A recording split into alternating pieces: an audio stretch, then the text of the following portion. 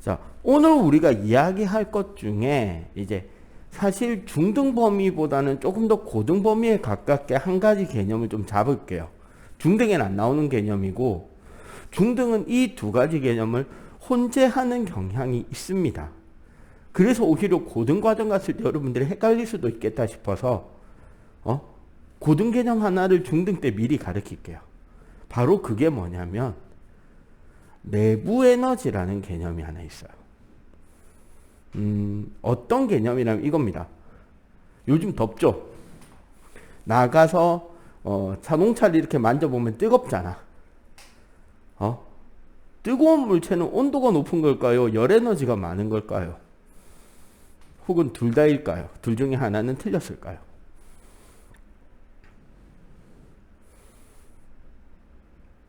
갑자기 혼란스럽죠? 별로 안 어려운 내용인 것 같은데 갑자기 내가 이 말 하고 나니까 헷갈리지. 그죠? 온도가 높은 것이고요. 열 에너지가 많은 게 아니라 내부 에너지가 많은 겁니다. 자, 그러면 한번 어떤 개념들인지 하나하나 짚어보자고요. 자, 첫 번째, 오늘 우리가 배울 첫 번째 개념은 온도입니다. 글자 그대로 번역하면 뭐가 되죠? 온도란? 한자 그대로 쓰면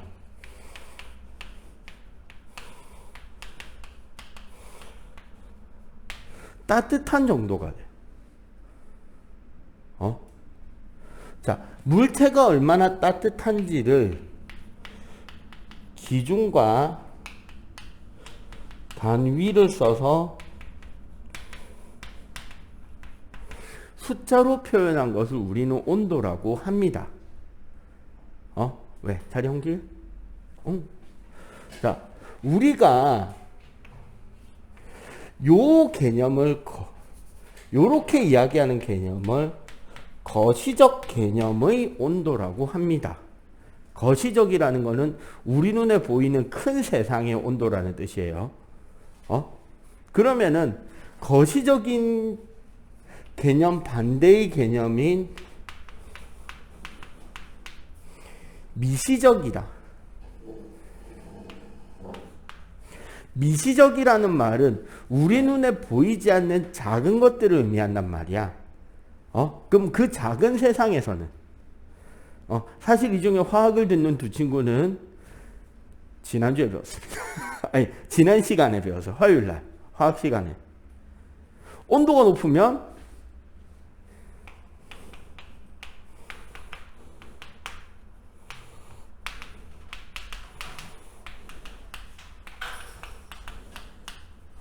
온도라는 것은 입자 운동이 얼마나 활발하냐의 의미를 가지고 있는 거예요. 그리고 참고로 여기서 고등과정 내용을 조금 포함하자면 예를 들어서 입자들의 어떤 물질을 구성하고 있는 입자들이 있을 거 아니야.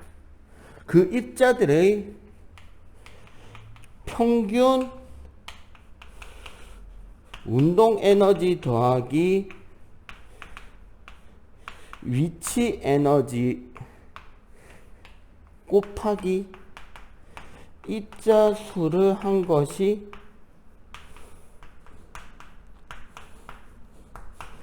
U라고 쓰는 내부 에너지라는 개념이 되는 거야.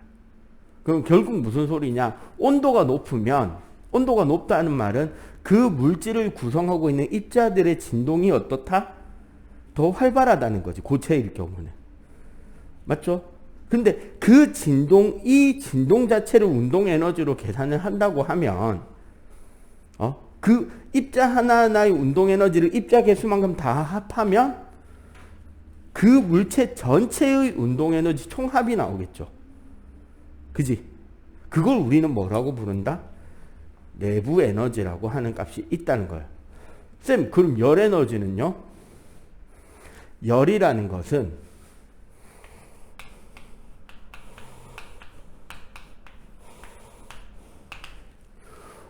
열 에너지가 하는 일은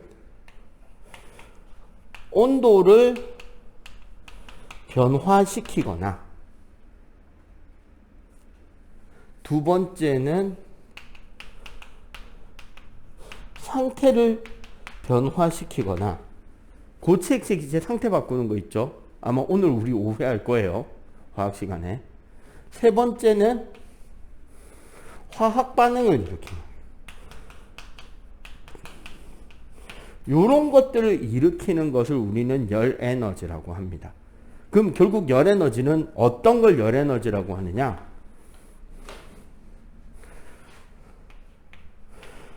고온의 물체에서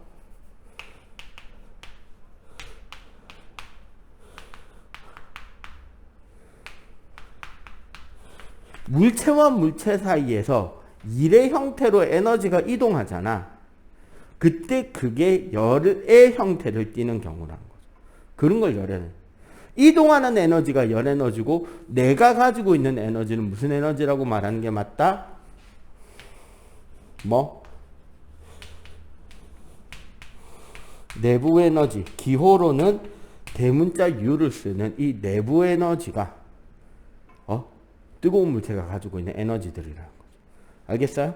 자, 그리고 온도 말을 배운 김에 온도 단위들에 대해서 공부를 조금만 합시다. 우리가 제일 많이 쓰는 온도가 뭐죠?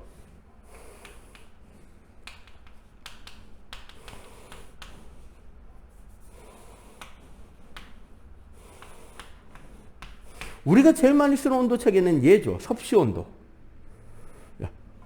섭씨 온도는 왜 섭씨죠? 왜 섭씨 온도라고 부르게? 그럼 두 번째, 미국에서 많이 쓰는 온도 단위. 미국, 호주 이쪽에서 많이 쓰는 온도 단위. 화씨 온도.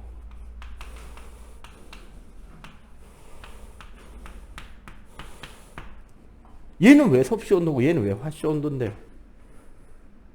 아는 사람 혹시?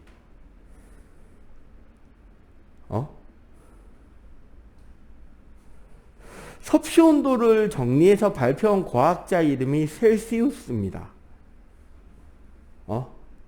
셀시우스라는 이름을 한자어로 표기하려고 하다 보니까 섭이시우스가 되는 거예요. 그래서 섭씨의 온도가 된 겁니다. 진짜다. 이런 눈으로 쳐다보지 마라. 그럼 화씨 온도는 파렌하이트라는 학자가 정리한 온도 체계거든요. 그 파렌이라는 이름을 한자어로 쓰려고 하다 보니까 화이우러 N이 된 거예요. 그래서 화씨의 온도가 된 겁니다. 파렌의 이름이. 진짜다. 자, 그럼 섭씨 온도는 어떤 기준을 잡고 있느냐? 물이죠, 물. 물의 일기압에서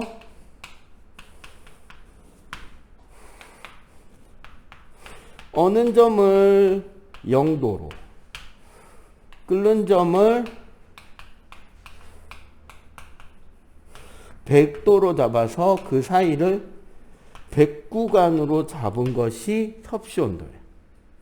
글자가 왜 점점 올라가냐?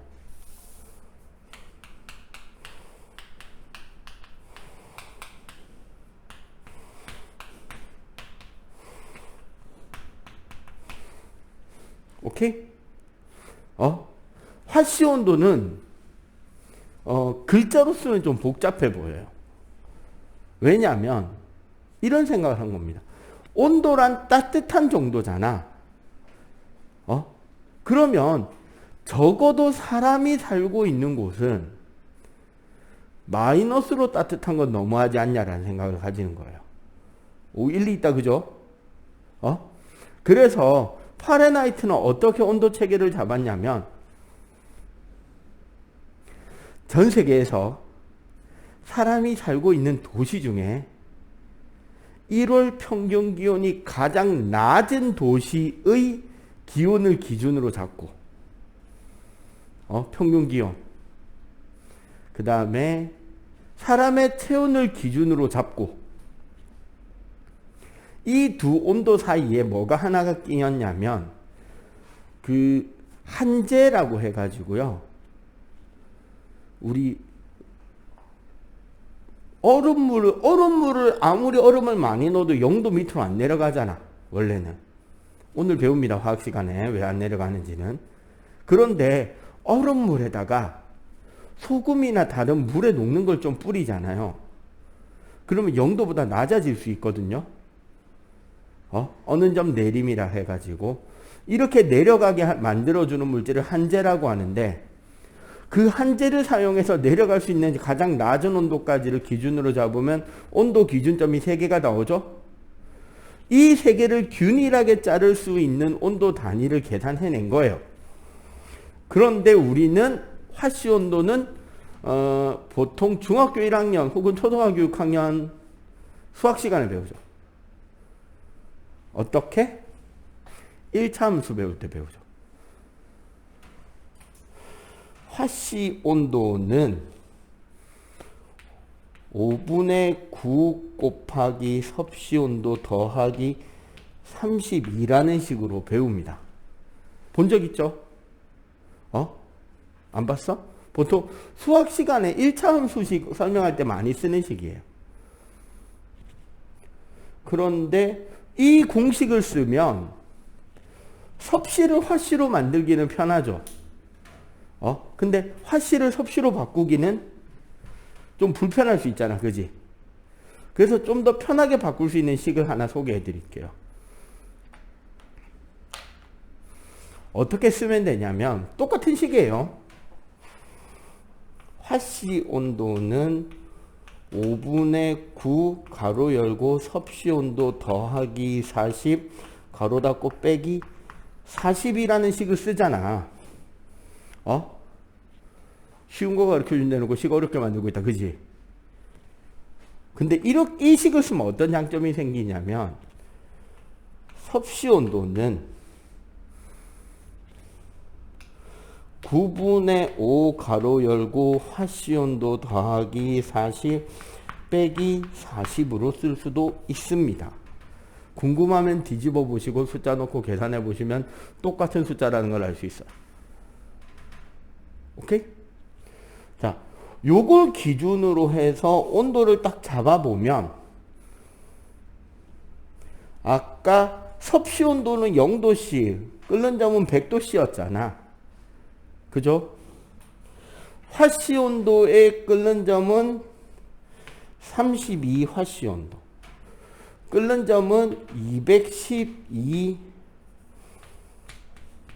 화씨 온도가 돼서 189간이 나오고,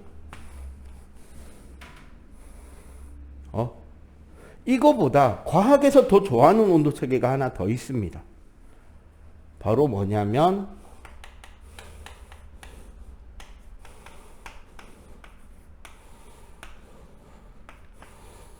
절대 온도라고 부르는 켈빈 온도입니다.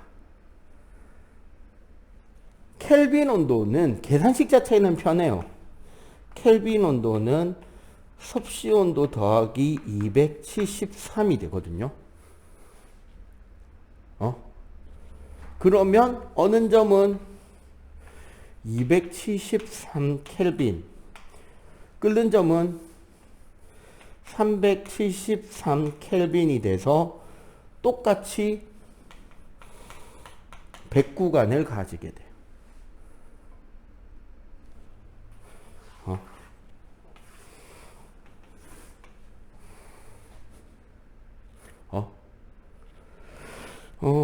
켈빈 온도를 쓰는 이유는 지난 시간에 화학을 배울 때 샤를 법칙이라는 걸 이야기를 했단 말이야. 중학교 1학년 과정에 있는. 그때 언급이 된 건데요. 샤를 법칙이라고 혹시 들어본 적 있어? 샤를 법칙 우리가 알고 있는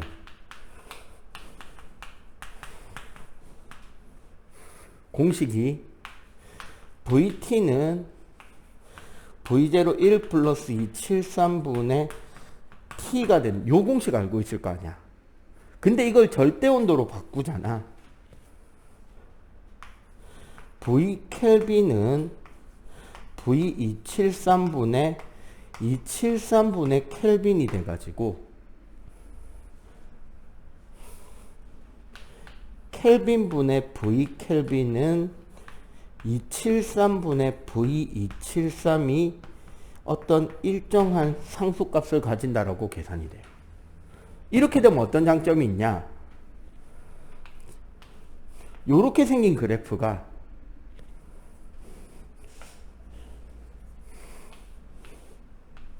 원점을 지나는 그래프로 바뀌어요. 온도랑 부피에서. 그러면 훨씬 우리가 여러 가지 계산하기가 편하겠죠. 그래서 연력학적 온도는 우리가 절대 온도를 쓰게 되는 겁니다. 아시겠어요?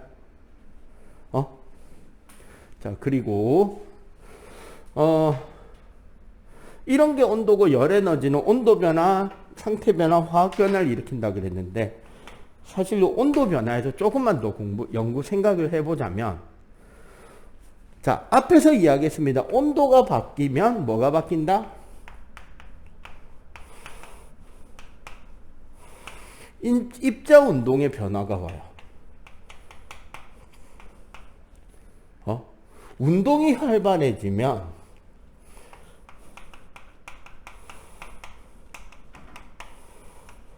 입자와 입자 사이의 간격이 바뀝니다. 간격이 바뀌면 길이나 넓이나 부피의 변화가 오고, 맞죠? 우리는 이 변화를 열 팽창이라고 합니다. 그리고 특히 여기서 핑크, 입자 간격이 바뀌면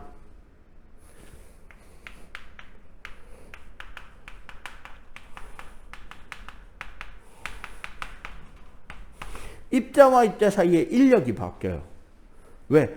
모든 물질을 이루고 있는 입자들 있잖아요. 입자들 사이에 생기는 인력은 뭐냐면 결국 만유인력하고 전기력이야. 근데 만유인력 공식이나 전기력 공식을 잘 기억해 보면 분모가 입자 간격의 제곱이라는 분모를 가지고 있었잖아요. R제곱이 분모에 있단 말이에요. 그래서 멀어지면 약해진단 말이에요. 즉 입자 사이의 간격이 바뀐다는 말은 입자 사이의 인력의 변화도 가져올 수 있다는 거죠. 맞지? 그래서 상태 변화가 일어나. 그 거리, 그 상태에서 가장 안정한 상태가 어떤 상태냐에 따라서 입자 간 인력의 변화로 인한 상태 변화도 일으킬 수 있다는 거죠. 알겠어요? 자, 일단 여기까지 필기. 이거 끝나고 나면 열 에너지부터 해서 단계 다시 설명해 갈게요.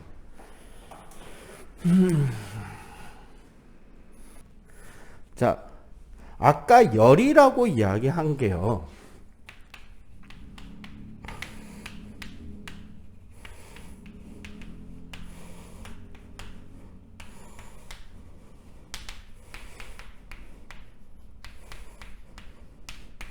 고온에서 저온으로 이동하는 에너지가 열이라 그랬잖아. 그러면 구체적으로 좀 더 설명을 하자면 이런 겁니다.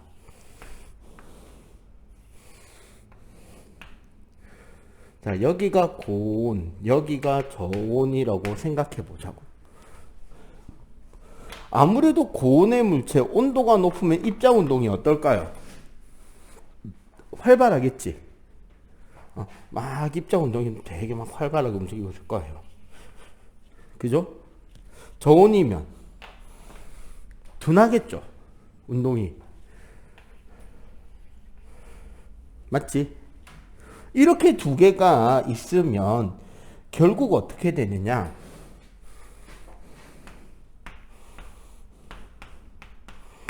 일을 하게 되죠.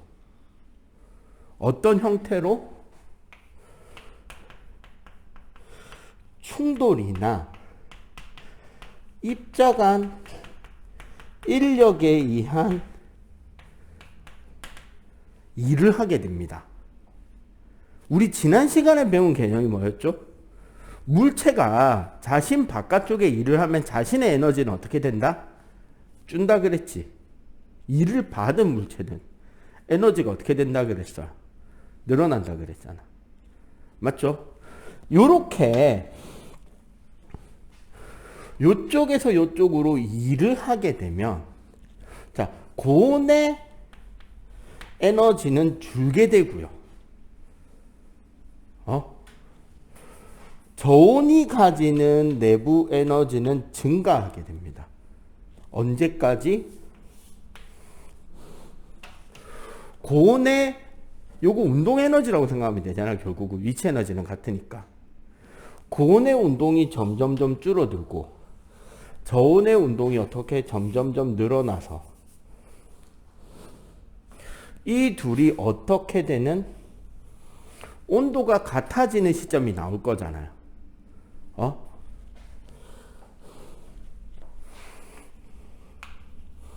우리는 요렇게 온도가 같아지는 이 상태를 열평형이라고 합니다.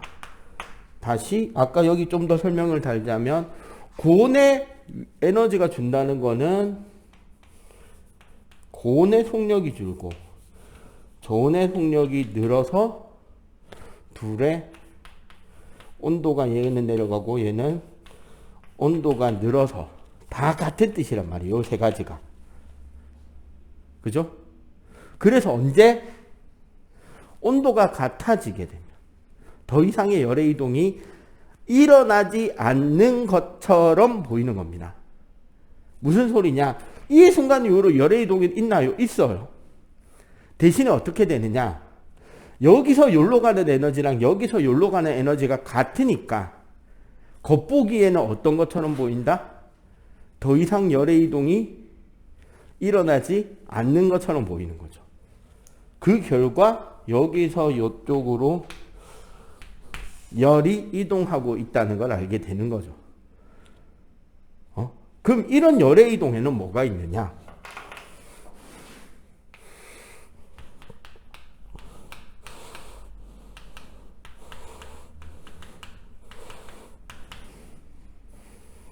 자, 열의 이동과 단연. 열이 이동하는 방법은 크게 세 가지가 있어요. 첫 번째, 전도. 전도라는 것은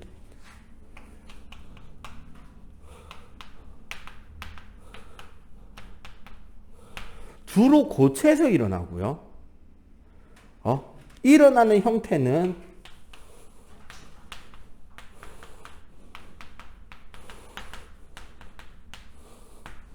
이웃한 분자끼리의 충돌로 생기는 게 전도예요. 무슨 소리냐? 우리 고체라는 물질의 상태는 오늘 배우겠지. 시간에 딱 진도 잘 짜놨죠? 딱 연결되게. 고체는 입자가 이렇게 다닥다닥 붙어 있단 말이에요. 이 상태에서 봐봐. 요 끝에 얘가 열을 받았어. 그럼 어떻게 될까요? 이 물체의 운동은 활발해지겠지. 맞죠? 열을 받은 물체가 막 운동이 활발해집니다. 막 활발해지면 무슨 일이 생길까? 옆분자랑 얘가 유독 많이 움직이니까 충돌하겠죠. 그럼 얘도 어떻게 돼? 좀 있으면. 아니, 원래 움직이는데 더 활발하게 움직이겠지. 원래 멈춰있는 게 아니니까, 그죠? 막 활발하게 움직입니다. 그러면 또 충돌. 최종적으로 요 끝에도 막 활발하게 움직인단 말이에요. 선생님 옛날에 일했던 곳에 점심 때 밥 시켜 먹는 곳이 있었거든요. 점심이나 저녁을. 겨울철에 뭘 시켜 먹냐면 돌솥 비빔밥을 시켜요. 그러면 밥이 배달이 온 거를 보고 식당에 먼저 올라가는 사람은 무슨 장난을 치냐면 다른 선생님들이 밥을 먹는데 손이 시렵지 말라고 배달 온 밥의 숟가락을, 쇠 숟가락을 보내줬다. 숟가락, 젓가락을. 랩을 잘 풀어가지고 그 선생님 뚝배기 위에 딱 얹어 놓는 거야. 시간이 지나면 어떻게 되죠? 숟가락과 젓가락이 따뜻해지죠. 뭐가 뜨거워지긴 해. 따뜻해지죠. 그지? 왜 따뜻해졌을까요? 그렇지. 뚝배기에서 젓가락으로 입자 간의 운동 충돌이 전달돼서 입자 운동이 활발해졌으니까 따뜻해진 겁니다. 뜨거워졌다 그러면 내가 나쁜 놈 되잖아. 어떻게 됐다? 따뜻해진 겁니다. 그거를 만지면 그 열 에너지가 손가락으로 옮겨오니까 따뜻하겠죠. 하면 안 된다. 자, 요렇게 전달이 되는 게 전도예요. 그런데 이 전도의 특징이 하나 있어요. 우리 전기가 통하는 도체가 전련체보다 열 전도도도 높아요. 전기 전도도 말고도. 왜냐하면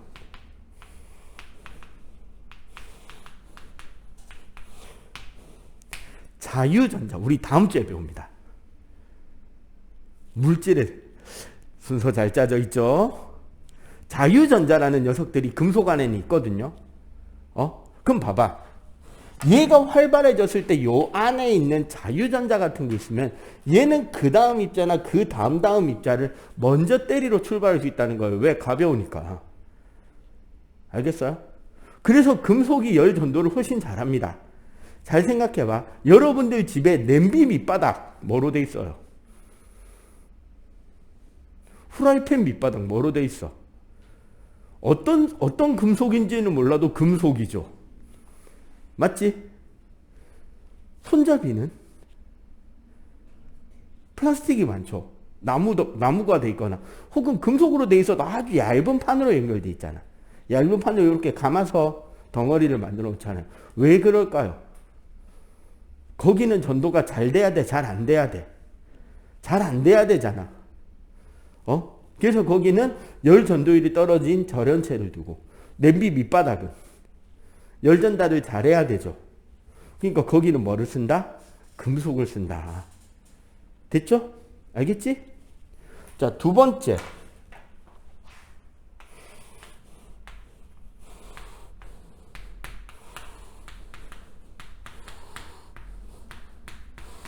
대륙. 첫 시간에 여러 가지 힘 수업할 때 맨 마지막 내용으로 가르쳐줬던 게 뭐였게? 부력이었죠. 우리 대류라는 거는 열 팽창에 의해 밀도 차이가 생기고, 자, 온도의 변화는 열 팽창에 따른 밀도 차이가 되고, 그것으로 인해서 부력이 작용하는 게 자연대류예요. 그럼 어떻게 되느냐? 요런 냄비에 물을 끓이잖아요. 그러면 냄비에 물을 끓일 때 요 밑에 가운데에다가 열을 가해주게 되면 여기에 따뜻해진 물은 부피가 팽창할 거 아니야. 맞죠? 부피가 팽창해서 부력을 많이 받으니까 여기에 따뜻한 물은 이렇게 솟아오르는 거예요. 그러면 요 위에 있던 차가운 물은, 상대적으로 차가웠던 물은 어떻게 될까? 빙글 돌아 내려오겠죠. 요렇게 자연대류는 이렇게 순환할 수 있는 물질들에서 일어납니다. 그래서 전도가 주로 고체였다면 대류, 자연대류는 주로 액체나 기체 같은 우리가 유체라고 부르는 물질들에서 일어나게 돼요. 그럼 어떻게? 따뜻한 물질은 공기나 물은 위로 떠오르게 되죠. 그러면 난로는 어디 두는 게 좋아? 그치. 바닥 가까이 두는 게 좋죠. 난방기는. 에어컨은 천정에 붙여놓으면 좋잖아. 그죠? 괜히 저기 붙어 있는 게 아니라는 거죠. 에어컨이. 그렇게 해야지 어떻게 된다? 좀 더 효율적으로 방 전체를 시원하게 만들 수 있죠. 가장 큰 차이는 뭘까요? 전도와 대류의 가장 큰 차이는. 전도는 입자 이동이 일어나나요? 입자가 이동하지 않고 에너지 전달을 하죠. 대류는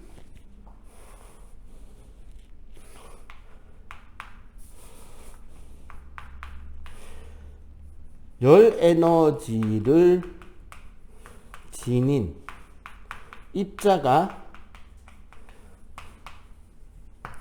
직접 이동하게 되지. 맞지? 요 둘이 가장 큰 차이가 있고요. 자, 세 번째. 복사. 복사라는 것은 열 에너지가 포함된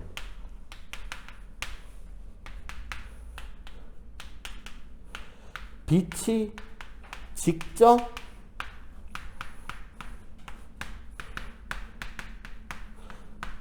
에너지를 전달하게 됩니다. 그 광열기라고 여러분들 혹시 알아요? 겨울철 되면 쓰는 건데 선풍기 비슷하게 생겼는데 날개가 달려있는 게 아니라 뒤쪽에는 은색 판때기가 붙어있고 앞쪽에는 빨갛게 코일이나 어떤 길다란 램프 등에 불이 들어와가지고 그 앞에 이렇게 손 째고 있으면 따뜻한 거 삥 하면서 왔다 갔다 불빛 빨간색 켜져가 뭐가 왔다 갔다 하면 거기를 손대고 있으면 따뜻한 거 있잖아. 그게 복사예요. 자, 빛을 쬐면 따뜻하죠. 우리 봐봐. 햇볕 쨍쨍 내리쬐는 곳과 그늘 어디가 더 더워요? 햇볕에 나가 있으면 더 덥죠. 왜? 그치, 빛이 직접 도달하잖아. 그늘은 적어도 빛의 복사 에너지가 직접 오진 않잖아요. 그지? 그래서 빛의 형태로 전달이 되는 게 복사입니다. 그러면 자,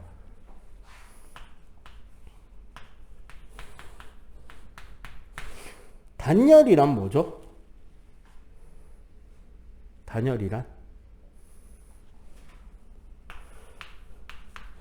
열 에너지의 이동, 즉 위 방금 말한 전도, 대류, 복사를 막는 것을 우리는 단열이라고 합니다. 그죠? 가장 이 단열을 잘하는 예시가 있는데 우리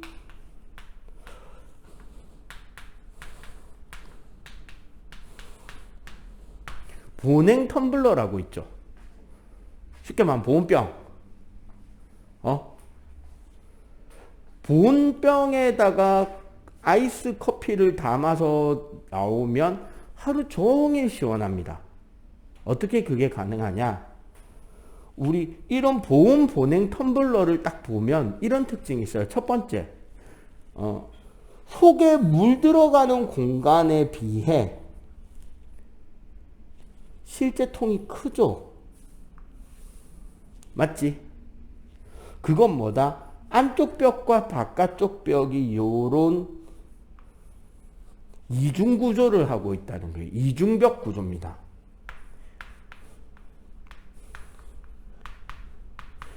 이 이중벽 구조를 하는 것으로써 전도를 차단하는 거예요. 여기에 뜨거운 물체가 바로 여기로 열이 나오는 게 아니라 이렇게 돌아 나오게 만드는 거야. 아니, 밖에 열이 속으로 들어갈 때도 돌아서 들어가게 만드는 거지. 그러면 그냥 다이렉트로 바로 들어가는 것보다 빠르다, 느리다? 당연히 느리죠. 열 전달이 잘 된다, 안 된다? 잘 안 되겠지. 맞지? 예, 선생님 전에 어디다가 동네 어디 밀면집에 갔는데 따뜻한 육수를 이제 컵에 따라주더라고. 컵을 만졌는데 별로 안 뜨거워요. 금속 컵이었는데. 아무 생각 없이 컵을 뜩 잡고, 미지근한 육수구나 하고 입에 뜩 댔다가 혓바닥 대는 줄 알았잖아. 컵이 이래 돼 있고. 밥공기나 요새 식당에 밥공기나 육수컵이 이렇게 된 컵이 나와요. 그럼 어떻다 만지면 그냥 우리 통짜 일반적인 컵보다 훨씬 덜 뜨겁습니다. 조심해야 됩니다. 그겠죠? 안에 국물은 뜨거울 거 아니야. 자, 두 번째. 요 안쪽 공간 있잖아, 여기. 여기가 진공을 유지시켜요. 이중벽 내부를 진공으로 만들면 뭐를 차단할 수 있다?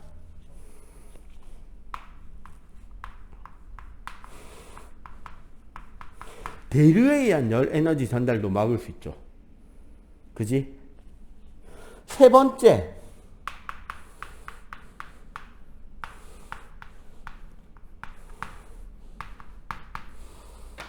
요 보온병 안쪽 있지, 요 안쪽. 요 안쪽을 요렇게 열어보면 되게 반짝거리는 걸 볼 수 있다고요. 은으로 도금을 해 놓습니다. 거울처럼.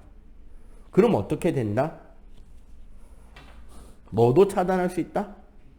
그치. 복사도 차단을 시킬 수 있어요. 요렇게 전도대류 복사를 모두 차단했기 때문에 보온병 안과 보온병 밖의 열의 이동이 자유롭다, 자유롭지 못하다? 자유롭지 못하겠죠. 그러면 따뜻한 물을 받아들고 나오면 하루 종일 어떨 거고? 따뜻할 거고, 찬물을 받아들고 나오면 하루 종일 시원하게 물을 마실 수 있게 되겠죠. 이게 뭐다? 보온 보냉 텀블러고요. 이 원리를 이용하는 게 하나 더 있습니다. 요즘 계절에는 안 어울리죠. 원래는 벤치코트라고 불리던 겁니다. 운동선수들의 벤치코트. 아마 너희 3명 중에 최소한 집에 2명 이상은 자기 집 옷방에 걸려 있을 겁니다. 롱코트 말하는 거예요. 롱패딩. 원래 그거 운동선수들 영국이나 이런 유럽에는 축구 경기를 겨울철에 하거든. 그러니까 몸 식지 말라고 그 긴 코트에 띠디딕 단추 다 잠그고 앉아 있는 거야. 근데 그게 우리나라에 들어올 때는 아이돌들이 무대 의상 안에 있고 겉에 그냥 덮어만 입고 있어도 안 춥잖아. 그렇게 해서 유행이 된 뒤에 다 입고 댕기죠. 그 옷인데 잘 봐봐. 롱패딩 보면 어때요? 일단 패딩 자체의 가장 큰 특징. 우리 살에 닿는 내피랑 바깥쪽 외피가 빵빵하게 부풀어 있지. 이게 빵빵할수록 따뜻하잖아요. 그죠? 이렇게 떠 있으니까 어떤 효과를 난다? 이중벽 구조가 되죠. 그래서 뭐가 막힌다? 전도가 막히겠죠. 자, 두 번째. 진공 처리를 할 수 없으니까 이 빵빵한 내피와 외피 사이에 뭐를 채워놓죠? 뭐 들어있어요? 패딩에. 솜이나 솜털이나 오리털, 거위털 같은 깃털이 들어있잖아. 맞지? 그러면 얘네들이 꽉 차 있으면 그 안에 공기순환이 자유로울까요? 공기순환을 방해하겠죠. 그래서 대류를 방해합니다. 그 다음에 일부 고급 제품에서 봤는데요. 여러분들 거에도 있을 수도 있을 겁니다. 등판 쪽 내피 있죠. 우리 딱 등 다이는 곳. 알루미늄 호일 같은 게 이렇게 사다리꼴로 붙어 있더라고. 왜 거기 알루미늄 호일을 붙여놨을까요? 패딩 안쪽 등판 자리에. 은색으로 반짝반짝한 알루미늄 호일 같은 게 이렇게 붙어 있더라. 이거 효과를 낸 거죠. 거울 도금. 여러분들 패딩 입으면 왜 따뜻할까요? 패딩이 따뜻한 이유.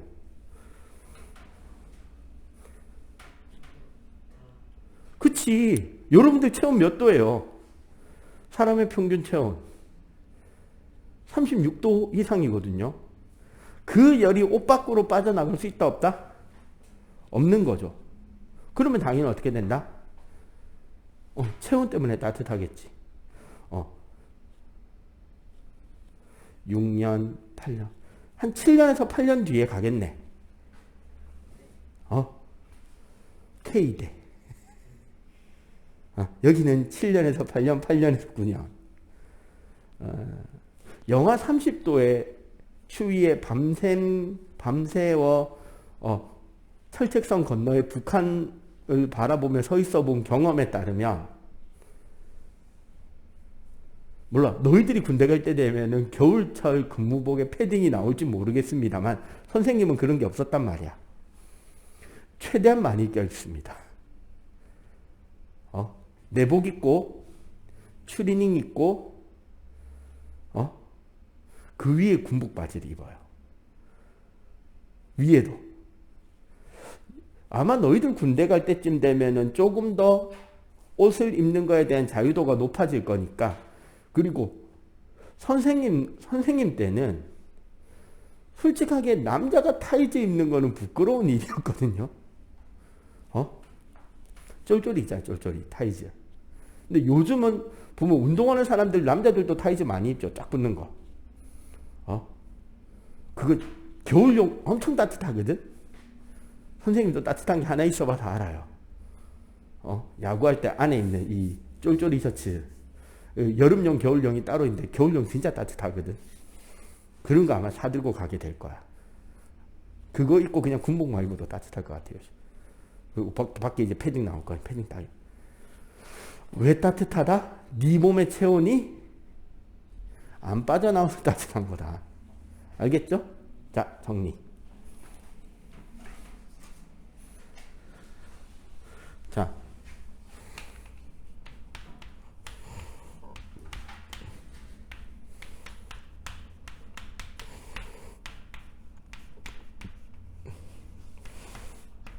자, 열 혹은 열량이라고도 하는데 단위는 킬로칼로리입니다.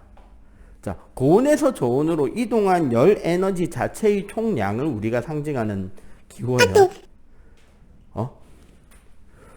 자, 참고로 1kcal라는 애는 물 1kg을 1도 변화시키는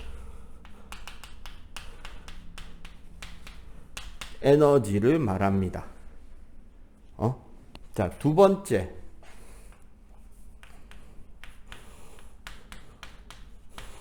비열. 비열의 정의는 어떤 물질 1kg을 1도씩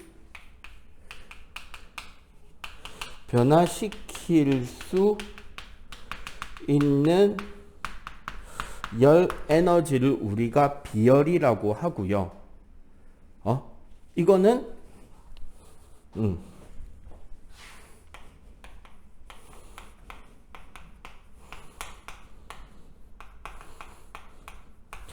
물질마다 가지는 물질의 고유 성질이고, 참고로 물의 비열이 1입니다. 비열의 단위는 킬로칼로리 퍼 킬로그램 도시가 비열의 단위인데, 그럼 물의 비열 단위는 1 킬로칼로리 퍼 킬로그램 도시가 되겠죠. 맞지?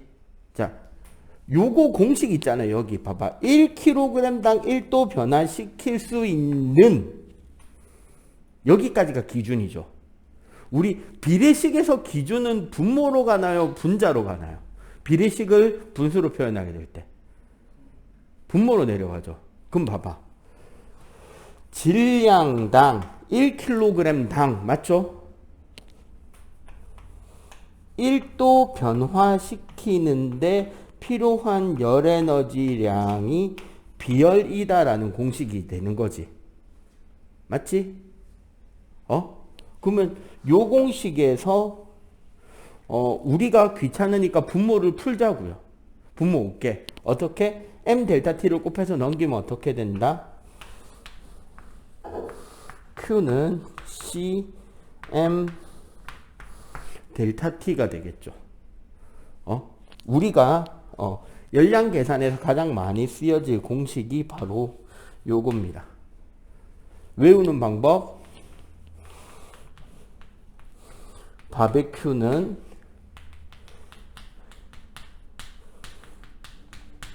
C 암 타 이렇게 외워주면 됩니다. 간단하죠? 나도 그렇게 배운 거예요. 내가 너희들 때. 자, 그럼 여기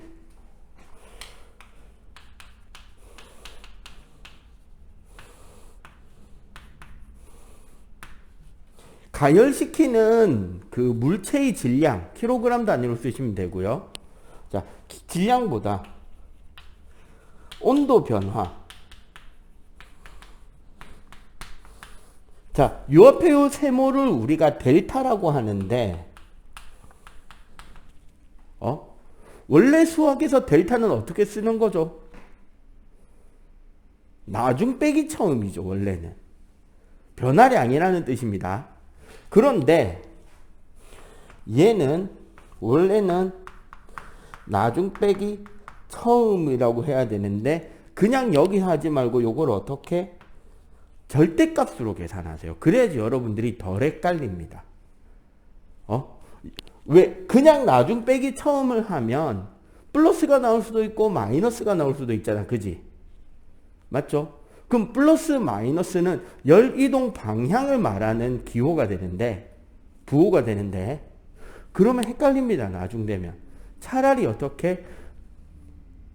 고온의 물체가 잃어버린 열과 저온의 물체가 받아들인 열의 양이 같다라고 계산을 하는 게 속편해요. 그래서 그냥 절대값을 쓰면 되기 때문에 어떻게? T 고온 빼기 저온으로 계산을 하셔도 무방합니다. 알겠죠? 살짝 심화적 개념으로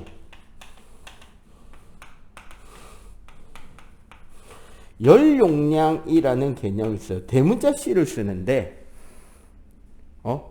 열 용량의 정의는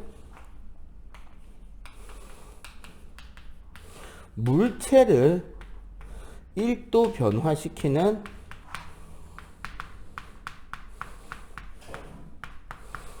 열 에너지의 크기라 그래서 비열은 델타 T분의 Q가 될 거 아니야, 그냥. 그래서 뭐가 되느냐? 비열 곱하기 질량의 합으로도 계산이 돼요. 이건 무슨 소리냐? 여기는 물체라고 그랬잖아요. 우리 연필 생각해 봐봐. 보통 연필에는 생각해 보면 나무도 있고 가운데 흑연심도 있잖아요. 맞지? 그러면 연필의 온도를 1도 증가시키려면 어떻게 해야 돼? 흑연도 1도 증가시켜야 되고 나무도 1도 증가시켜야 되지. 맞지? 그러면 거기에 필요한 열량은 흑연의 밀도, 흑연의 질량 더하기 나무 밀도, 나무 질량의 합계가 되는 거죠. 비열 곱하기 질량의 합으로 표현하는 게 열 용량이라는 개념이 됩니다. 자, 요거 문제 푸는 법 알려드릴게요. 요 프린트 가지고 내가 이거 문제 푸는 법 때문에 프린트를 나눠 드린 거예요. 자, 8번 문제. 자, 일단 쉬운 문제, 어려운 문제를 좀 섞어가면서 짚어드릴게요.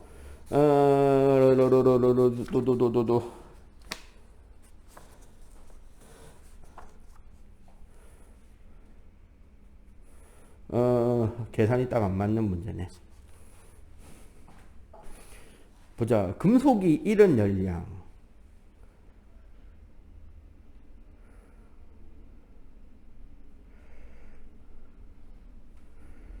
자, 봐봐. 일단 저 9번, 10번 문제에서요. 물은 100도에서, 물은 10도씨에 물이 55도까지 올라갔잖아. 그러면 금속도 저 T도씨로 몇 도? 열평형이라 했으니까 55도가 되겠죠. 맞지? 자, 9번 문제가 문제 단계가 쉬운 단계예요.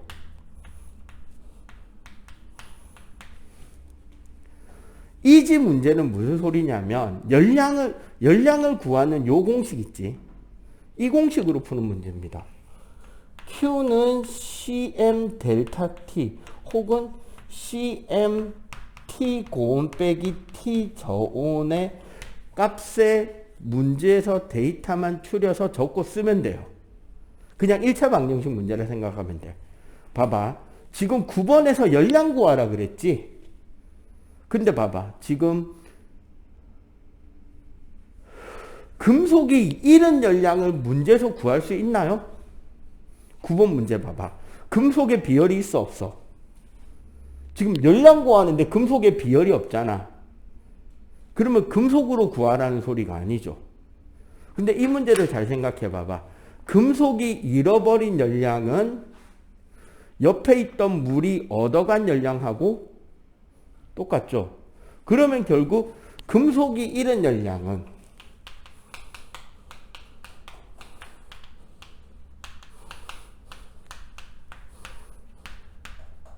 물이 얻은 열량하고 같다는 소리지. 자, 그럼 물이 얻은 열량을 계산해 봅시다. 물의 비열 얼마다? 1이에요. 요거 외우셔야 돼요. 왜 이거를 외워야 되냐? 이게 최대값입니다. 1보다 큰 물질 없어요. 일단 첫 번째. 두 번째, 그리고 물은 안 줍니다. 잘. 물의 비열은 1이에요. 그냥. 자, 물의 질량이 얼마죠? 0.1kg이죠. 맞지? 온도 변화는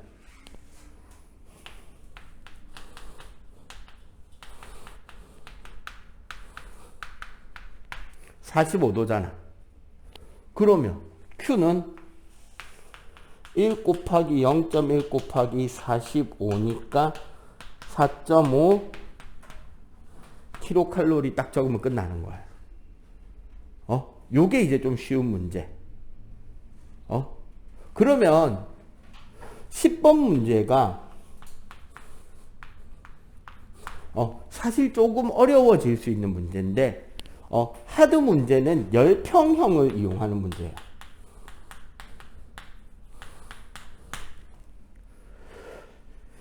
사실 10번을 이지 단계로 볼 수도 있는데 바로 하드 단계로 언급을 하자면 봐봐. 열평형 그래프를 그려보는 겁니다. 그냥 숫자 안 맞아, 그 비율 안 맞아도 돼요. 대충 적는 거야. 금속은 100도씨에서부터 온도가 내려갔다. 그지? 물은 10도씨에서 올라갔죠? 아까 열평형 온도 몇 도였다고? 55도였죠. 맞지? 그러면 물이 얻은 열량은 요거잖아. 1 곱하기 0.1 곱하기 45. 맞지? 근데 얘가 뭐랑 같다? 금속이 잃은 열량인데 금속의 비열 모르잖아. C 곱하기 금속 질량 얼마예요? 0.2 곱하기 온도 변화 여기서 여기까지니까 몇 도? 여기도 45네. 맞지? 요 두 개가 같은 거야. 요렇게 해놓고 풀면 돼요. 근데 이거 45, 45 똑같네? 10을 곱하면 이렇게 되네. 따라서 C는 0.5 킬로칼로리 퍼 킬로그램 도씨가 되겠죠. 단위까지 정확하게 써줘야 됩니다. 항상. 그지? 자.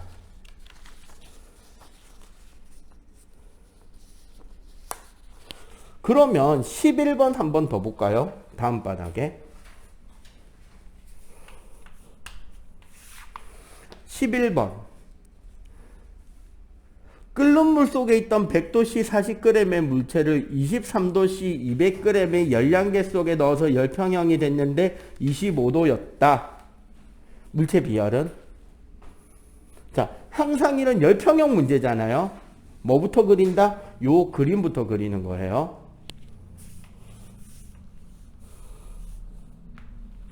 그냥 대충 요렇게만 그려도 돼.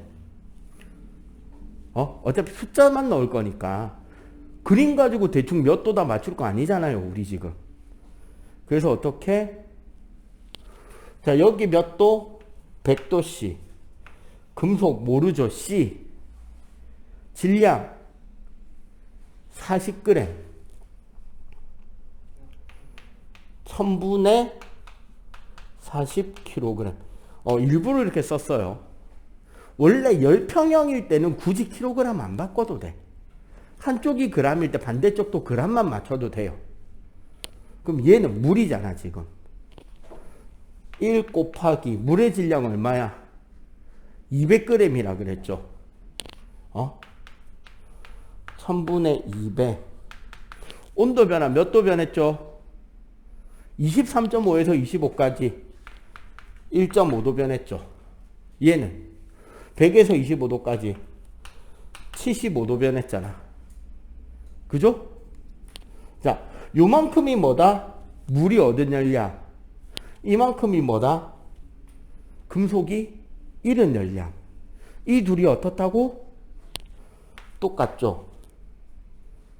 그럼 어떻게 하면 된다? 자, 1000 약분하고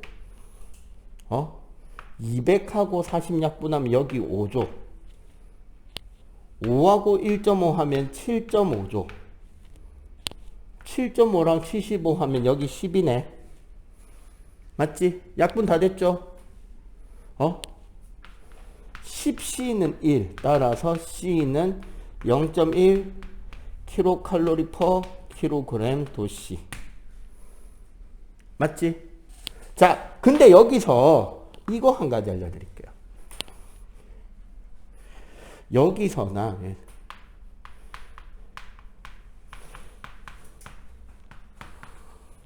우리 열평형 문제에서 봐봐.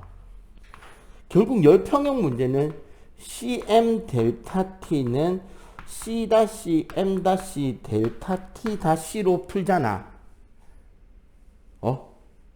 근데 예를 들어서 C가 같으면 물 2개 썩는 문제 있잖아요. 물 2개를 썩는다고 생각해 봐봐. 뜨거운 물하고 찬물 섞어서 몇 도 되게라고 하는 문제가 많이 나올 수 있잖아. 그지? 어떻게 풀면 되느냐? 그러면 둘 다 물이니까 C가 같잖아요. 그럼 뭐 어떻게 되느냐, 식이. M 델타 T는 M 다시 델타 T 다시가 되니까 이렇게 생각해도 돼요. M 다시 분의 M이 델타 T 분의 델타 T 다시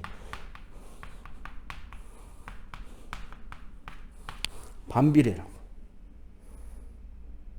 반비례라고. 그죠? 예를 들어 문제 하나 바로 내볼까? 요걸로 푸는 문제 하나 바로 내볼게요.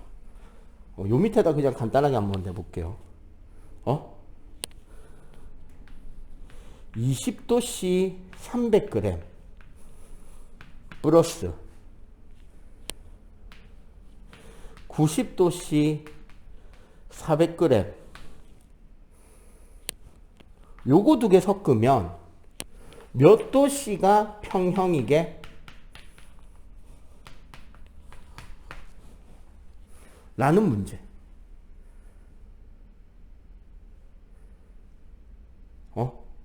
정식으로 계산하면은 이 문제를 풀려면 요거부터 새로 그리면 되겠지. 요 밑에다가 좀, 지금 칠판이 좀 좁으니까 요 밑에다가 적어 볼게요. 봐봐. 아까 뭐부터 그리랬다? 열평형에서 표부터 그리랬죠. 지금 몇 도랑 몇 도야? 20도씨하고 90도죠. 여기 T지. 90도씨가 400g. 여기는 300g. 그죠? 그럼 봐봐. 1 곱하기 400 곱하기 90 빼기 T. 맞죠? 이게 1 곱하기 300 곱하기 T 빼기 20. 이랑 같아야 되는 거지. 그러면 동그라미 2개씩 약분해서 빼고 정리하면 360-4t는 여기서 3t-60 계산하면 7t가 420이니까 t는 60도가 되죠. 맞지? 정성적 계산을 했죠. 근데 속성 계산해 볼게. 자, 질량이 몇 대 몇이다? 4대 3이죠. 자, 질량이랑 온도 변화랑 비례 반비례? 반비례라 그랬지. 자, 질량이 4대 3이면 요거 대 요거가 3대 4가 되는 온도를 찾아야 되는 거야. 몇 도? 60도. 끝. 요렇게 계산할 수도 있어요. 필기. 자, 열팽창이에요.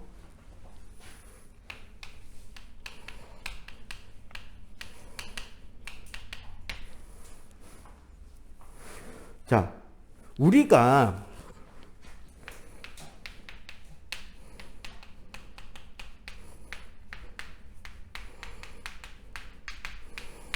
물질을 이루는 입자와 입자 사이의 거리를 어떻게 결정하게 되냐면 이렇게 결정이 됩니다.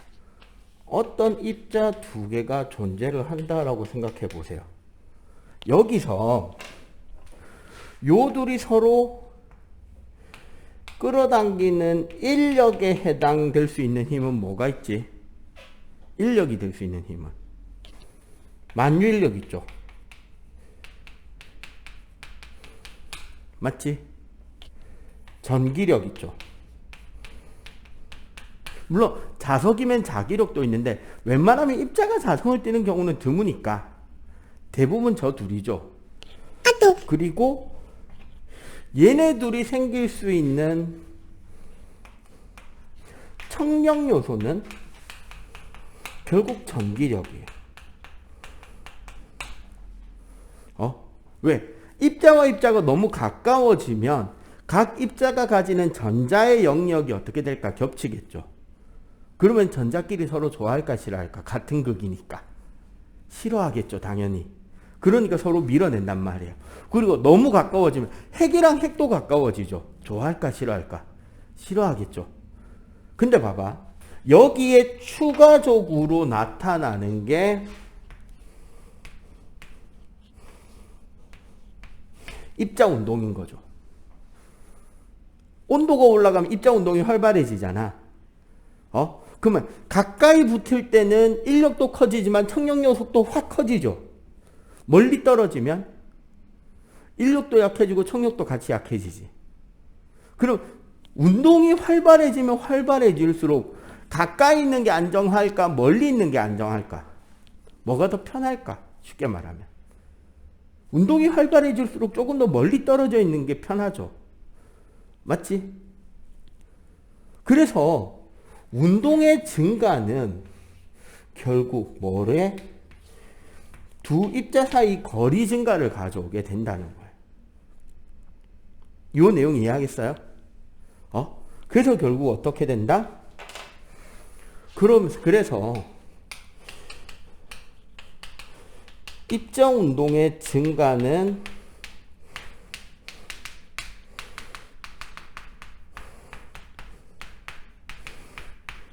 입자와 입자 사이의 거리의 증가를 가져오는데 이때 뭐가 영향을 받는다?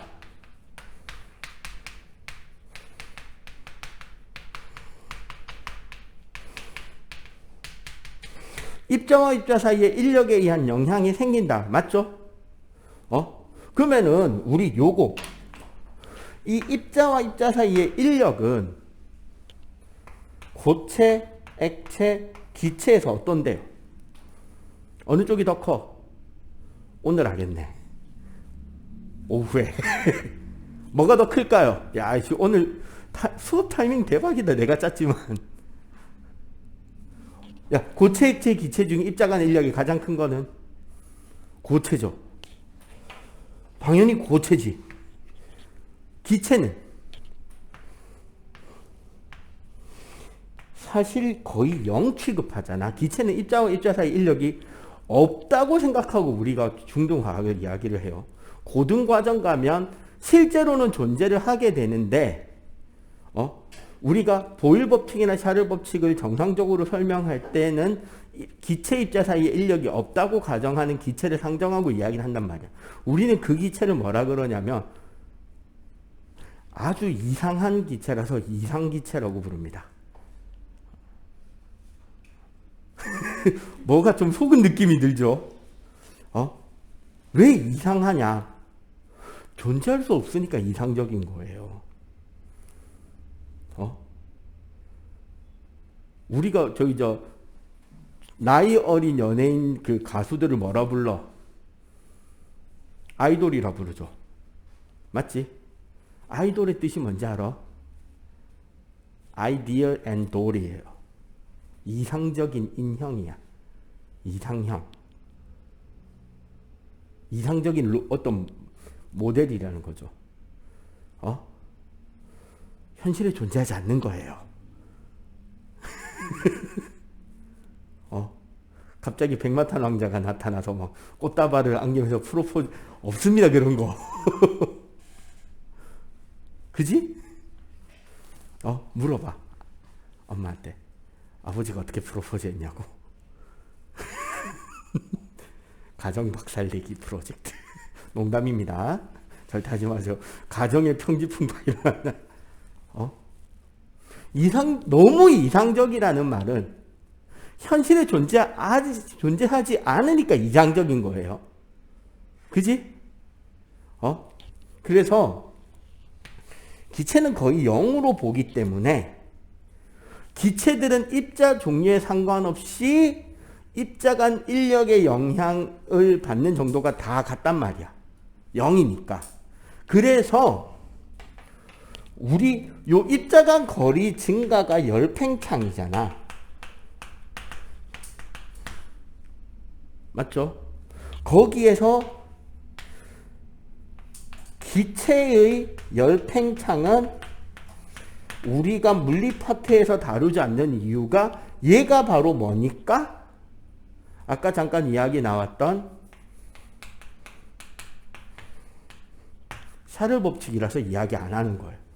왜?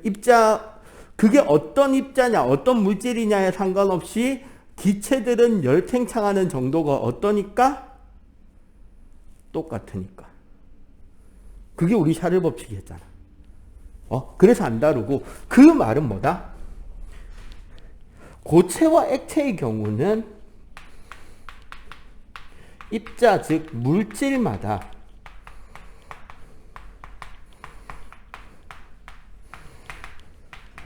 팽창률의 차이가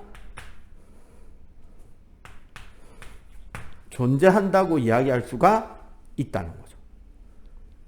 그지? 알겠어요? 자, 그래서 1. 고체의 열팽창.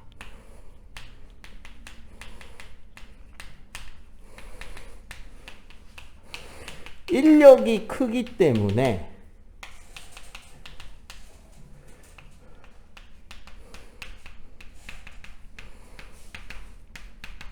그나마 팽창하는 정도는 제일 적습니다만 그래도 늘어나는 정도는 있다는 거죠.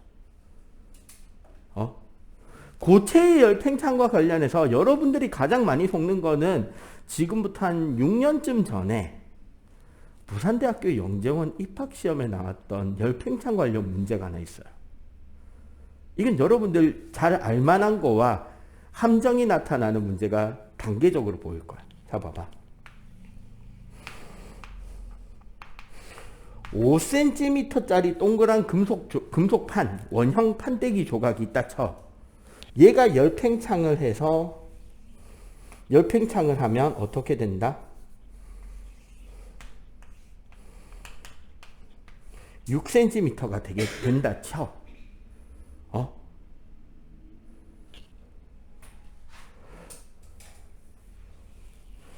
똑같은 5cm짜리 건데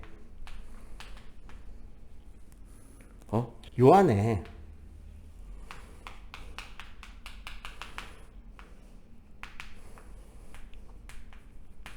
2.5cm짜리 구멍이 뚫려 있어요. 우리가 이런 거 워셔라고 하죠. 얘가 열팽창해서 바깥 지름이 6cm로 열팽창 했다면 요 안쪽의 원 크기는 어떻게 될까요? 1, 2.5보다 작아진다. 2, 2.5다. 3, 2.5보다 커진다. 어떻게 될까요? 작아질 것 같다. 모르겠다. 2.5 그대로다. 커져요. 이거 3cm 됩니다. 그러면은. 무슨 뜻인지 알겠어요? 그대로 확대되는 거야. 왜냐하면, 봐봐. 여기에 요렇게 잘라서 보면 이해가 돼요. 요 길이는 팽창할까, 팽창 안 할까? 팽창하겠죠. 그럼 당연히 요 틈도 커지지. 이해가 돼? 그죠? 사실 이렇게까지 설명해줘도 2단 거의 대부분 학생들이 많이 틀려요.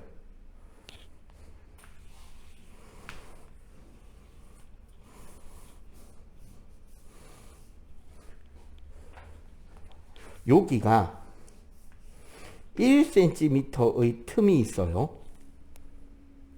요거는 요 바깥 지름이 7cm, 요 안지름이 예를 들어 5cm인데 여기에 1cm만 요만큼의 틈이 있는 어떤 요런 C자 모양의 금속 고리가 있어.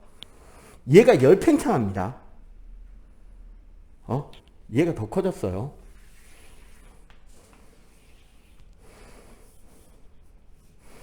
자, 요 틈 몇 cm? 자, 1cm보다 크다, 1cm보다 작다, 1cm다. 작아진다. 커진다. 그대로다. 커집니다. 봐봐. 요렇게 생각해봐요. 요렇게. 여기 커져 작아져. 그럼 여기 커져야 돼, 작아져야 돼? 그렇죠. 그러니까 열팽창이라고 우리가 생각하기에 요게 요렇게 길이로 돼 있으니까 얘가 늘어나서 이렇게 더 붙지 않겠냐 생각하겠지만 그게 아니에요. 그 크기 그대로 확대돼야 됩니다. 그 빈틈마저도 어떻게 해야 된다? 그대로 같이 커져야 되죠. 예. 열팽창에 대해서 설명은 대부분 나옵니다. 우리 책에 봐봐. 일단 철로 그림 보이죠? 기찻길이 저렇게 철로들이 이어져 있는데 이게 딱 붙어 있는 게 아니란 말이에요. 한 덩어리가. 그래서 보통 우리 일반 기찻길은 한 100m짜리, 한 30에서 40m짜리 철로들이 돼 있고 KTX는 100에서 150m짜리 철로들로 연결돼 있거든요. 그러면은 얘네들이 여름에 늘어나고 겨울에 줄어든단 말이야. 그래서 여기에 약간의 틈새의 차이가 생겨요. 그것 때문에 어떻게 되느냐? 겨울철이 기찻길이 더 시끄러워요. 왠지 알겠어? 철로가 줄어드니까 요 빈틈 사이가 어떻게 된다? 더 넓어지겠죠. 그럼 그 위에 쇠바퀴가 지나가니까 덜컹덜컹 하는 소리가 나는 거야. 그리고 한여름에 너무 더워지잖아. KTX 자기 속도 못 냅니다. 왜? KTX는 철로 하나가 더 길다 그랬지. 그럼 얘네들이 늘어나면 이게 너무 꽉 붙어서 이렇게 휘어질 위험이 생긴단 말이에요. 그래서 KTX 철로에는 철로를 식혀주는 장치도 존재하고요. 너무 추운 겨울에는 적당히 데펴주는 장치도 존재합니다. 철로가 있는 그 레일 자체에. 거기에 추가적으로 그런 속도 변화도 고려를 하게 된다는 거죠.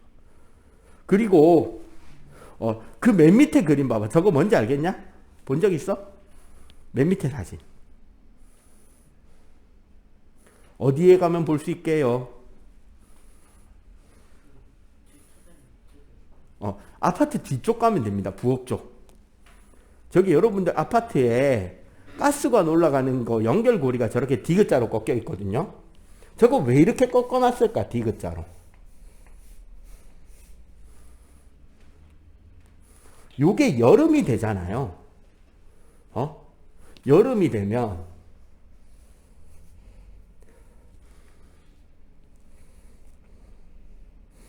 요렇게 변해요. 겨울에 대해서 추워지면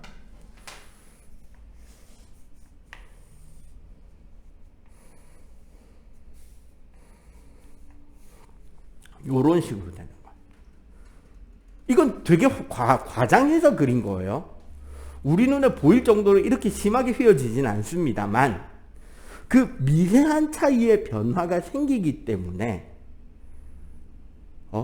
건물이랑 저 파이프관이랑 늘어나는 팽창이 다를 거 아니야. 그러면 저 최고 꼭대기층에서는 몇 센치의 차이가 생길 수 있겠죠. 아파트 층수가 높아지니까. 그러면 파이프가 몇 센치 차이 나면 빠져버릴 거 아니야. 그래서 그걸 막기 위해서 이렇게 디귿자로 꺾어 놓는 구조를 해 놓는 거예요. 저 아파트 가스관 말고도 사막이나 이런 데 송유관 있지. 그런 거는 특히나 더 많이 해 놓습니다. 그래야지 낮에 더워졌다 밤에 추워졌다 할 때 안 부서지고 버틸 수 있는 거예요. 자, 마지막 그 밑 위에 보면 바이메탈이라고 있습니다.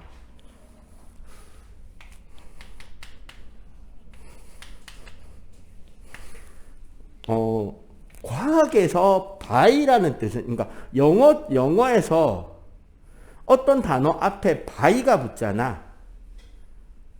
바이나 과학에서는 다이가 붙는 경우죠. di. 뜻이 뭐냐면 숫자 2예요. 바이의 뜻은 숫자 2입니다. 자전거가 뭐죠, 영어로? 바이시클이죠. 시클, 사이클이 어떤 단어에서 온 단어냐면 서클에서 온 단어예요. 그럼 바이서클 하면 무슨 뜻이야? 동그라미가 바퀴가 2개. 그럼 뭐예요? 2발 자전거. 그럼 3발 자전거는 뭐라고 부르면 좋을까요? 숫자 3은 트라이죠. 트리플, 어근이 트라이란 말이야. 그럼 트라이시클. 저기 태국이나 필리핀, 베트남 요런 데 가면 그 3발 오토바이 택시 대용으로 많이 타잖아요. 그거 트라이시클이라 그러잖아. 그게 되는 거야. 쿼드라. 저 아우디 자동차 브랜드의 꽈뚜로 있죠. 차 뒤에 보면은. 그 꽈뚜로 되어 있는 게 뭐 숫자 4를 뜻하는 거야. 쿼터.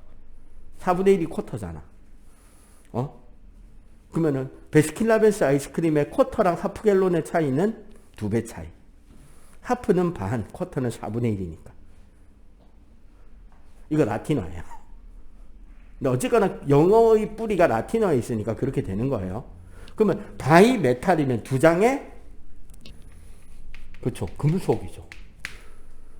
물질마다 팽창하는 정도가 다른데 팽창률의 차이가 어떤 금속?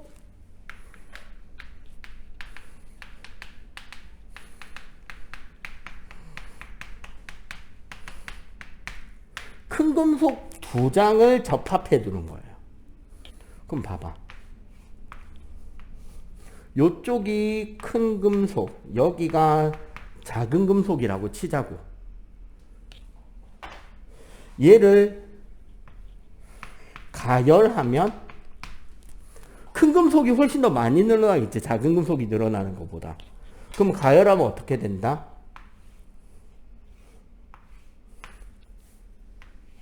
요렇게 되는 거야. 여기가 큰 거, 여기가 작은 거. 그 대신에 그럼 냉각하면 어떻게 될까? 그치.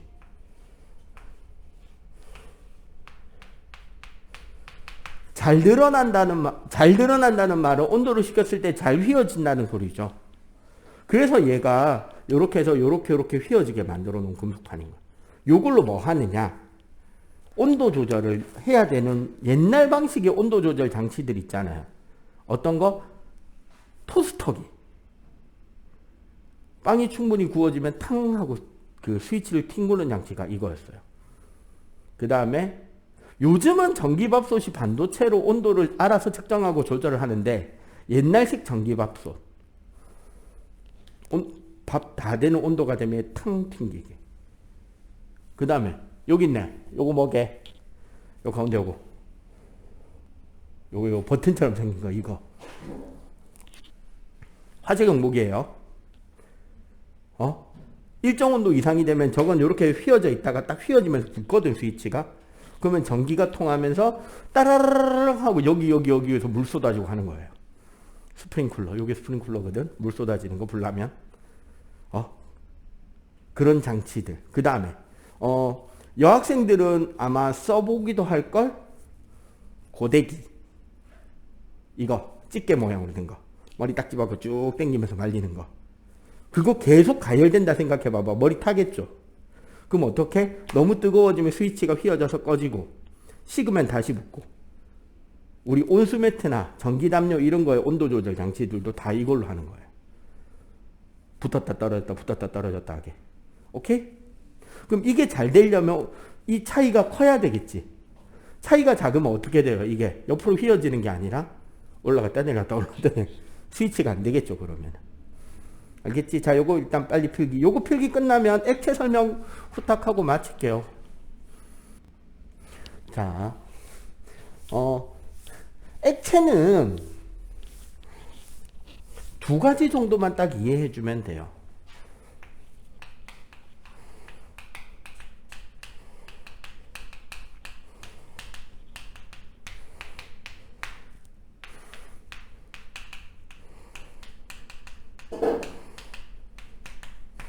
겉보기 팽창이라고 있습니다.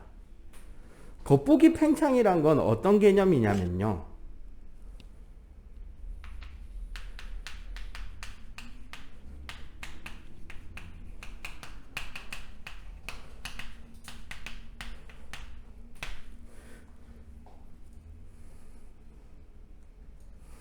측정 용기가 열팽창하는 경우가 있잖아. 생각해보면 액체의 열팽창을 재려고 하는데 액체는 어떻게 부피를 측정하죠? 액체 열팽창, 액체의 부피를 측정하는 실험 도구의 이름. 무슨 실린더? 그렇죠. 눈금 실린더. 혹은 좀 더 이제 과학 실험을 전문적으로 배운 친구들 같은 경우는 이제 메스 실린더라는 영어 명칭을 쓸 수도 있는데 눈금 실린더에 넣어야 측정이 되잖아. 근데 봐봐. 눈금 실린더에 따뜻한 물을 부으면 실린더도 열팽창하잖아. 그지? 그럼 어떻게 된다? 실제 부피보다 크게 측정된다? 작게 측정된다? 작게 측정되죠. 실린더 통이 커졌잖아. 맞지? 측정 그릇이 커져버리기 때문에 측정 용기의 열팽창으로 실제보다 적게 측정이 된다는 게 겉보기 팽창의 내용이에요. 그래서 측정값은 참 팽창, 실제 액체가 늘어난 팽창에서 용기의 팽창을 빼야 됩니다. 알겠죠? 그리고 두 번째 내용은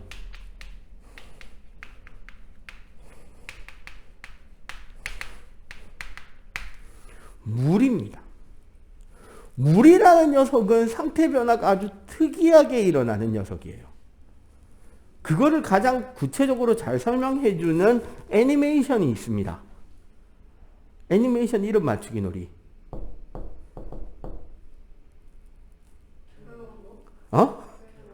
겨울왕국이죠. 자, 겨울왕국에 엘사가 가출해서 자기 집을 만들죠. 마법으로. 방이 몇 각형이었는지 기억하는 사람.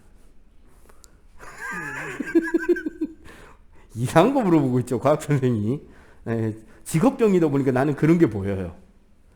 엘사가 만들었던 궁전의 방의 모양과 기둥은 몇 각형이었을까요? 맞아. 육각형이에요. 왜? 왜 육각형일까? 원래 이게 과학입니다. 눈의 결정 모양 사진 본 적 있죠? 몇 각형이에요? 육각형이죠. 맞지? 물은 얼면 부피가 증가합니다. 이거 되게 특징적인 거예요. 물만 이래요. 지구에 존재하는 모든 물질 중에. 액체가 고체가 되면 원래 입자와 입자 사이 간격이 줄어들기 때문에 부피가 줄어요. 이거 아마 여러분들 뭐 만들기 해본 사람 할 거예요. 내가 말하는 거. 양초 만들기, 비누 만들기, 수제 초콜릿 만들기. 해본 사람은 압니다. 특히 이거 여러분들 수제 초콜릿 어려운 거 아니에요. 저기도 마트 가면 팔죠. 얼초라고. 그지? 만들기 해보면 꼭 마음 아픈 게 있지. 내 딴에는 신경 써서 꽉 채웠는데 줄죠. 누가 핥아먹은 것처럼 가운데가 쑥 들어가잖아. 왜 들어가? 아까 얘기했잖아요. 액체가 고체가 되면 부피가 준다고. 근데 물은 부피가 늘죠. 남자들은 한 번쯤 소풍날 어머니에게 등짝을 맞아보는 경험이 생기죠. 이것 때문에. 소풍을 가는데 주변에 편의점이 없는 곳으로 가게 돼. 덥다고 남자들은 사온 음료수를 냉동실에 넣고 얼리죠. 여기서 미리 따서 한 모금 마시고 잠궈서 얼리는 머리를 쓰지 못한 남자들은 그 다음날 음료수병이 얼어 터져가지고 음료수가 넘쳐서 냉동실이 엉망이 된 거를 볼 수 있게 되고 어머니한테 한 대 맞죠. 맞죠? 한 번쯤 경험해 본단 말이죠. 선생님 어릴 때 제일 좋아했던 게 야쿠르트 얼려 먹기였는데 맨날 터져요. 왜? 이 육각형 구조 때문에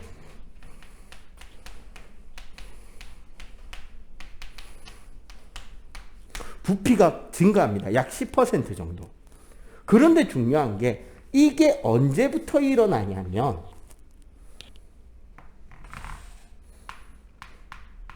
영상 4도부터 일어나기 시작해요. 4도씨 이상의 온도에선 그냥 정상적인 열팽창이 일어납니다만 4도씨 이하의 온도에서 오히려 부피가 증가해요. 물은. 왜? 아까 말한 이 육각형 벌집 구조를 만들기 위해서 구조의 일부씩 각도가 만들어지기 시작한단 말이에요. 그래서 입자 사이 평균 거리가 오히려 멀어집니다. 그리고 얼면 요 위에서부터 이렇게 부피가 변하는 거죠. 그렇기 때문에 이런 특징 때문에 호수에 물이 얼잖아요. 원래 다른 액체가 고체가 변할 때는 바닥부터 굳어서 올라오거든요. 근데 물은 어디부터 얼죠? 표면이 얼지. 표면에 얼음이 얼고 맨 밑에 몇 도씨의 물이 존재하게 된다? 바닥에 4도씨의 물이 존재할 수 있게 되는 거죠. 그러면 여기에 뭐가 살 수 있다? 물고기가 겨울에 살 수 있는 거죠. 이게 아니었다면 어떻게 될까? 물이 바닥부터 얼어 올라왔다면 겨울철에도 우리는 얼음을 깨고 얼음 낚시를 하러 가는 게 아니라 빗자루 쓰레받기 망치와 정을 가지고 강가에 가야 되죠. 꽝꽝 얼어있는 얼음 위에 물고기들이 쫙 얼어붙어 있을 거니까 뭐 해야 돼? 얼음째로 뜯어와야 되지. 다행히 그렇지 않기 때문에 물고기들은 살아남을 수 있는 거예요. 겨울에. 근데 이게 전부 다 뭐다? 액체의 열팽창이 가지는 재밌는 특징이라는 거예요. 알겠어요? 네, 오늘은 여기까지 물리 수업을 하고요. 오늘 최대한 오늘 안에 다 보내드릴게요. 내가 깜빡했다. 지난주에 보내는 거. 자, 수고하셨습니다. 과제 나눠드릴게요.